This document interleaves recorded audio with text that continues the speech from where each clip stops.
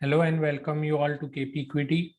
मेरा नाम कवन पटेल है और आज हम लोग बात करेंगे निफ्टी में एक बहुत ही इंटरेस्टिंग डेटा पॉइंट बन रहा है।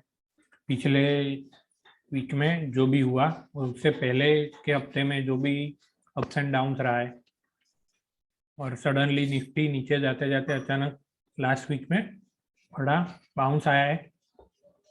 तो उसके पीछे पिक्चर क्या डेवलप हो रहा है उसके बारे में बहुत ही इंटरेस्टिंग डेटा पॉइंट्स है, उसके बारे में हम लोग बात करेंगे। और उसके बाद हम लोग 3 सेक्टर के बारे में बात करेंगे जिसमें टर्न अराउंड अभी करंटली लग रहा है। तो वन बाय वन हम लोग देखते हैं। पहले हम लोग निफ्टी के बारे में देखते हैं कि निफ्टी में अभी क्या हो रहा है।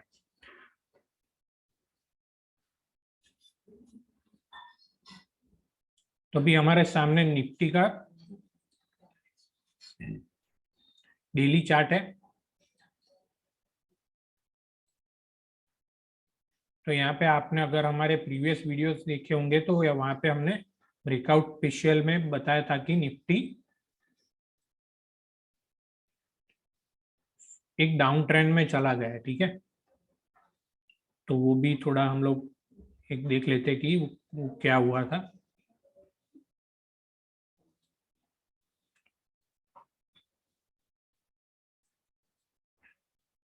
तो ये निफ्टी बुलिश पैटर्न बनाते बनाते यहाँ पे ये बुलिश पैटर्न पिछले 6-8 महीने से बन रही थी और आप लोगों ने अगर देखा होगा कि 16 जून 2022 पिछले महीने, तो वहां पे ये जो पैटर्न बन रही थी उसका नीचे जहां जहां पे सपोर्ट ले रहा था निफ्टी 15,700 के करीब, वो 16 जून को उसने ब्रेक कर दिया था। तो वो पैटर्न खराब हो गई थी और हमने ब्रेकआउट स्पेशल वीडियो बनाया था जिसमें हमने बताया था कि निफ्टी एक डाउन ट्रेंड में कन्वर्ट हो चुका है, ठीक है। क्योंकि ये पैटर्न जो बुलिश बन रही थी वो फेल हो गई थी, उसके बेसिस पे हमने ये डिसीजन लिया था कि ये अभी इसके ने डायरेक्शन नीचे की ओर लिया है। लेकिन नीचे दूसरे दिन खुला और वहां से वापस मार्केट ऊपर आ गया।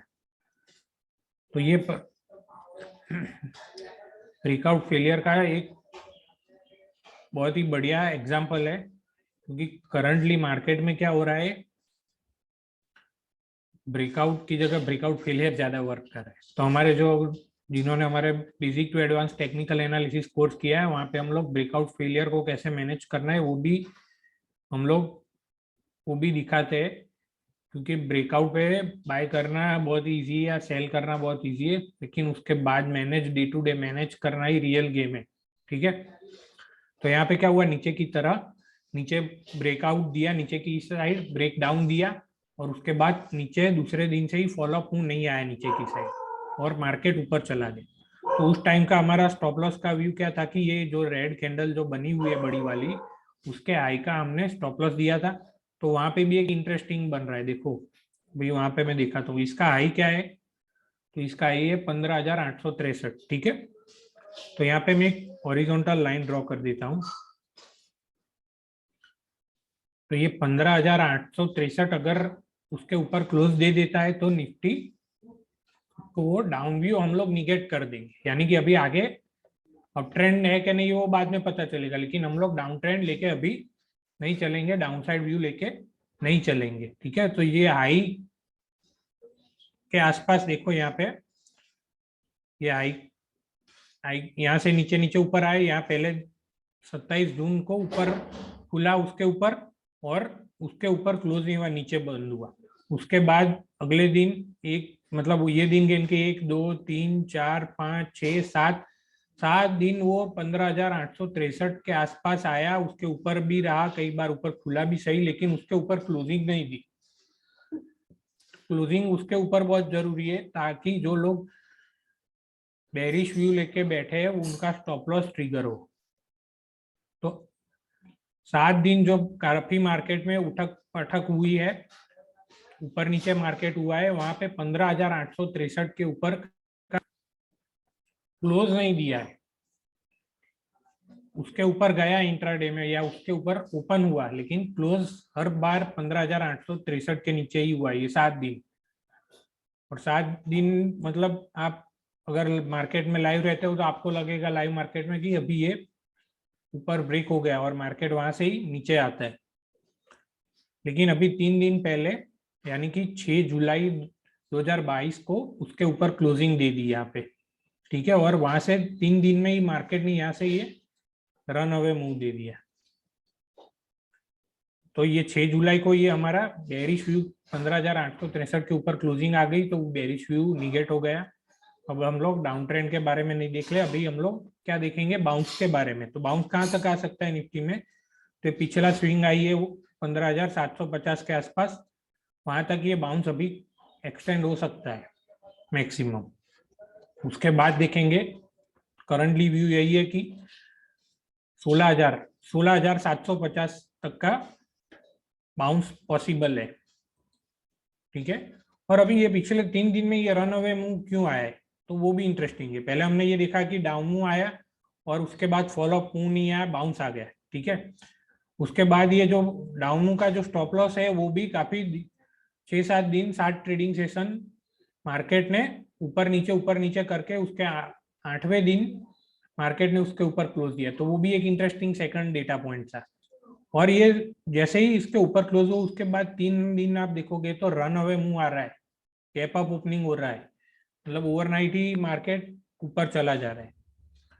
तो यहाँ पे ये 6 जुलाई को ऐसा क्या हुआ है, तो बहुत सारे डेटा पॉइंट है उसमें भी।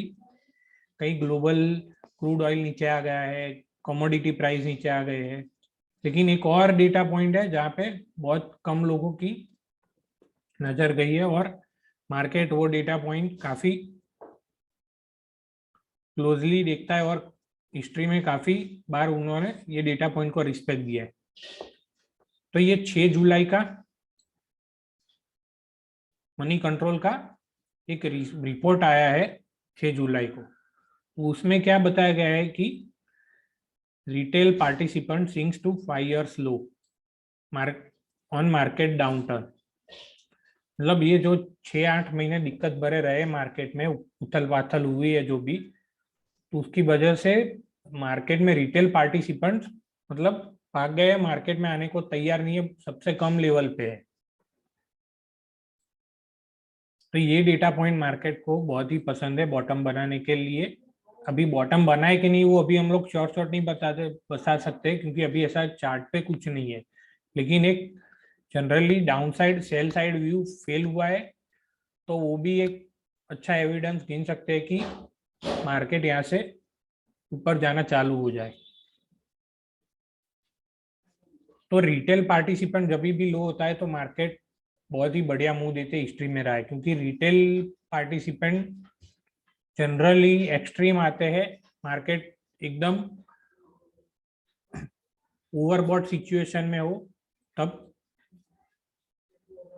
जब जो था अक्टूबर महीने में, तो बहुत सारे लोगों को अक्टूबर महीने में लाया गया जो मार्केट में नहीं थे, तो उन्होंने देखा कि आजू बाजू में सब लोगों का पैसा 1 साल में डबल हो गया है या 2 साल में डबल हो गया है, तो उनको लगा कि मेरे लिए भी अच्छा रहेगा। तो उनको लगा कि उनके आजू बाजू वालों का बनाए, दोस्तों का बनाए, करीबी वालों का बनाए तो उनका भी बन जाएगा। लेकिन वहां पे मार्केट ने टर्न ले लिया और 6-8 महीने काफी दिक्कत भरे रहे, तो रिटेल पार्टिसिपेट उसमें कम हो गया, क्योंकि वहां पे उनका उनका कन्विक्शन लेवल नहीं होता है, क्योंकि वो लोग खुद का रिसर्च करके नहीं आए थे, आजू बाजू वालों का देख के आए थे, दूसरों का देख के आए थे। तो वो अभी ऑलमोस्ट क्लीन अप प्रोसेस हो चुका है, और ये डेटा पॉइंट मार्केट को इसीलिए पसंद है क्योंकि ये डेटा सजेस्ट करते हैं कि जो भी क्लीनिंग अप प्रोसेस है वो हो गया है। जो लोग हाई कन्विक्शन के साथ मार्केट में नहीं आते, प्रोसेस और एक अपनी डिसीजन मेकिंग स्किल अच्छी रख के या खुद के कन्विक्शन लेवल पे नहीं आते, तो उनकी जर्नी काफी टफ रही है डेफिनेटली। और वो लोग काफी लोग कम हो गए, अभी मार्केट में कोई सामने से को आने को तैयार नहीं है, जबकि अक्टूबर महीने में लास्ट 2021 में सामने से लोग आ रहे थे, जबकि आने का टाइम नहीं था सही। ओवरबॉट मार्केट था, कभी भी टर्न हो सकता था। तो पिछले उसके पहले के 2 महीने में भी रन अवे मूव आया सितंबर अक्टूबर महीने, तो ओवरबॉट जोन में ही मार्केट था। लेकिन तब पता नहीं था कि वो नीचे गिरेगा, तब तो ऐसा ही लग रहा था कि वो आगे एक्सटेंड भी हो सकता है, लेकिन वहां पे एक्सटेंड नहीं हुआ है और टर्न हो गया है। और अभी मार्केट में सामने से कोई आने को तैयार नहीं है। जनरली मार्केट ऐसे टाइम पे बड़े मूव दे जाते हैं और फिर मार्केट में जो लोग निकल गए उनका रिग्रेट होता है, और फिर वो लोग मार्केट जब भी ओवरबॉट होगा वापस वो लोग ही आएंगे, और फिर वो ऐसा ही उनका स्टोरी रहेगा। तो ये साइकोलॉजी रहती है मार्केट की, ठीक है। और एक बात और है कि ये जो बाउंस आया है उसमें 3 सेक्टर है जो काफी टर्न हो चुके हैं, बुलिश हो गए हैं। तो वो 3 सेक्टर में आपको बता देता हूँ कौन से है। तो एक पहला है ऑटोमोबाइल सेक्टर, दूसरा सेक्टर है कंज्यूमर स्टॉक, खास करके एफएमसीजी वाले और दूसरे कंज्यूमर स्टॉक, और तीसरा है कैपिटल गुड स्टॉक। ये तीनों स्टॉक ने चार्ट ऊपर अच्छे मूव्स देना चालू कर दिए।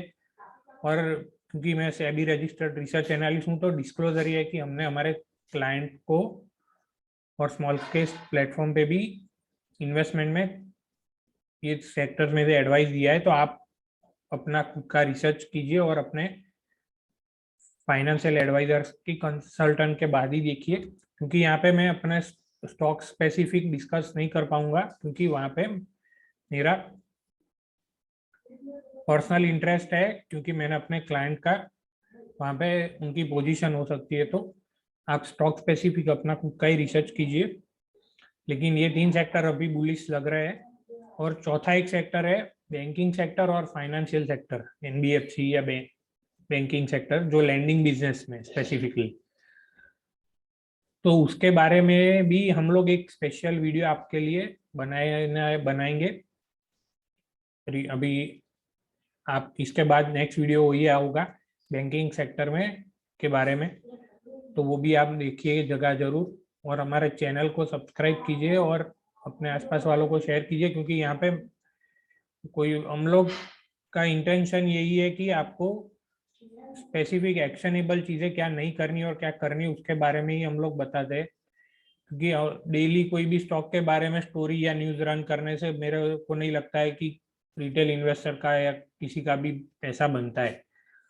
होम तो वो हम लोग अवॉइड करते हैं कि वहाँ पे आपको खाली पिछले 3 महीने में हमने एक्चुअली हमारे क्लाइंट को भी कुछ बाय कॉल्स उतने नहीं दिए इन्वेस्टर को, क्योंकि मार्केट अच्छा नहीं लग रहा था। तो देने का मतलब नहीं है फिर हर दिन आके आपको स्टॉक सजेस्ट करना। बहुत सारे स्टॉक अच्छे वैल्यूएशन पे है, लेकिन वो स्पेसिफिक उनका भी एक हमारा कन्विक्शन लेवल होता है, प्रोसेस होता है, उसमें जब आते तभी हम लोग बाय देते।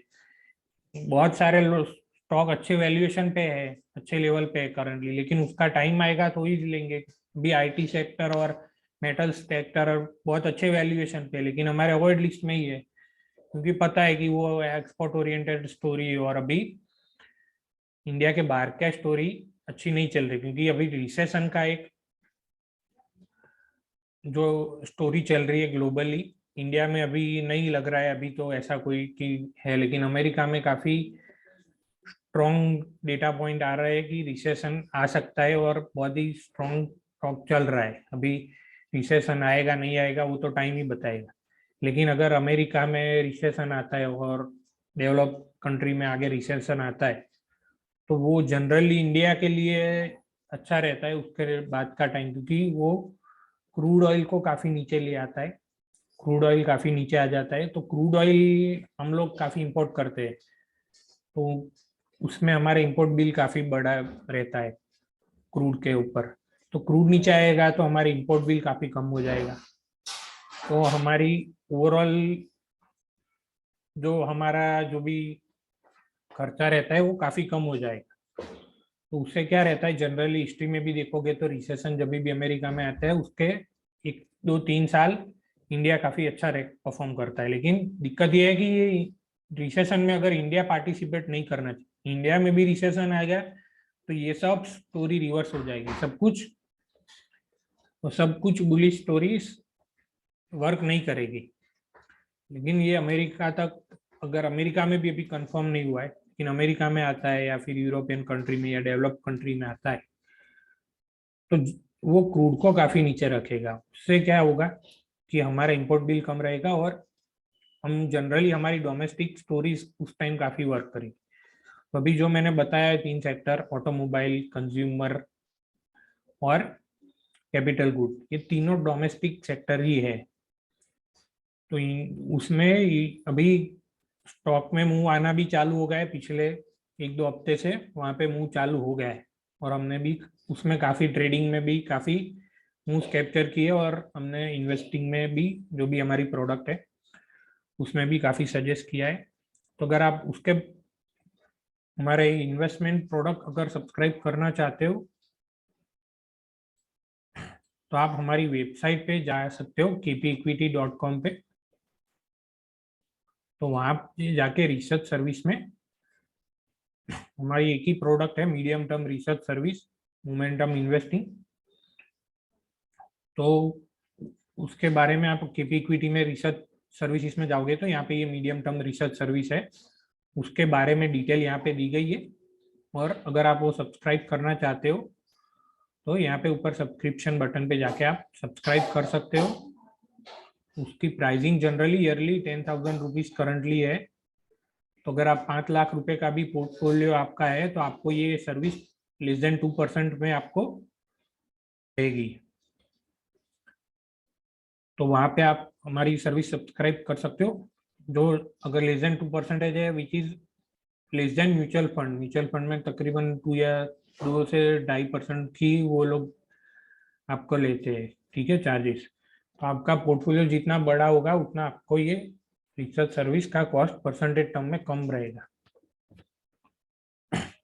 So thank you very much ये वीडियो देखने के लिए, और आप हमारे चैनल को सब्सक्राइब कीजिए, मैक्सिमम लोगों को शेयर कीजिए। और नेक्स्ट वीडियो हम लोग बैंकिंग और लैंडिंग सेक्टर के बारे में एक इंटरेस्टिंग डेटा पॉइंट आपके सामने पेश करने वाले हैं, जिससे आप क्या करना है उससे बेटर आपको पता चलेगा, क्या नहीं करना है वो ज़्यादा इम्पोर्टेंट है, ताकि आपको स्पेसिफिक हो जाए कि इतना मेरे को नहीं करना है, वो क्लियर है। उसके बाद जो बच्चा है उसमें आप करोगे तो आपकी प्रोबेबिलिटी हाई रहेगी सक्सेसफुल होने की, ठीक है। So thank you very much everyone.